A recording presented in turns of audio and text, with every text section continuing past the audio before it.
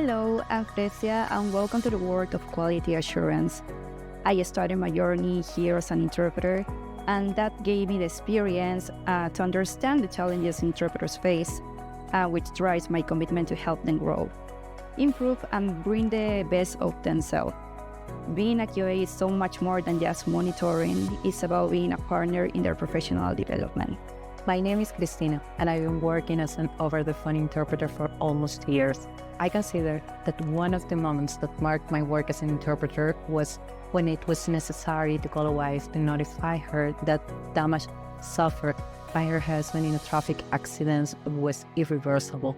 At that moment, it was vital to maintain a tone of voice that provided comfort and calm to the wife.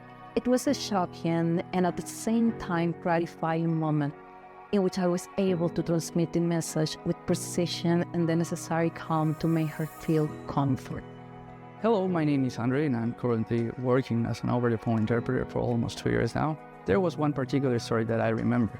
There was a diabetic patient, and the doctor was explaining him that the only option for him at that point was to have a surgery done, and they needed to amputate his leg. I was giving my best for the patient to really understand what the doctor was telling him, being as accurate as possible, adjusting my tone of voice, and putting all my effort to interpret correctly.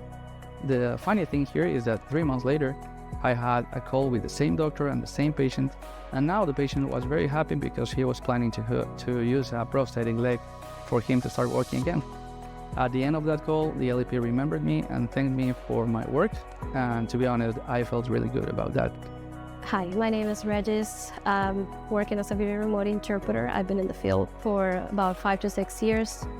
One of the most rewarding calls I've ever had was this eye doctor appointment, and the doctor was very caring and humble with the patient's diagnosis and situation, was very accurate with the treatment. And in the end, we ended up thanking each other and praising each other's work, and that made me see the importance of not only conveying the message accurately, but also the feelings and emotions within. Hi, I'm Lourdes, a recruiter, and my experience working recruiting people is mostly with candidates that come from different backgrounds. After pandemic, I have a lot of candidates that applied to work with us because they didn't want to leave their house. They wanted to take care of grandparents or parents and don't have to go to an office and leave them alone. So these people had the opportunity to grow professionally and to take care of their beloved ones. Hi, my name is Maria Claudia. I go by MC. I am a senior trainer.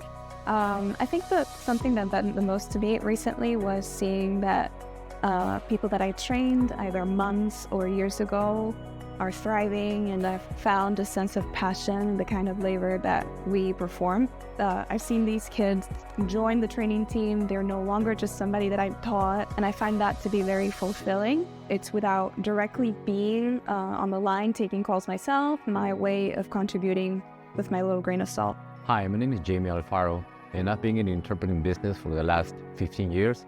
I keep hearing so amazing stories, but I think the most important thing for our team leaders is to focus on making the new interpreters understand that they have to become the main key on each call. They will make a difference. And although the interpreter's role could be as a ghost in each call, but their voice needs to be clearly heard. And that's where we focus on. So making sure they understand what they're here for, they're the main key on each call, and definitely they will make a difference in society.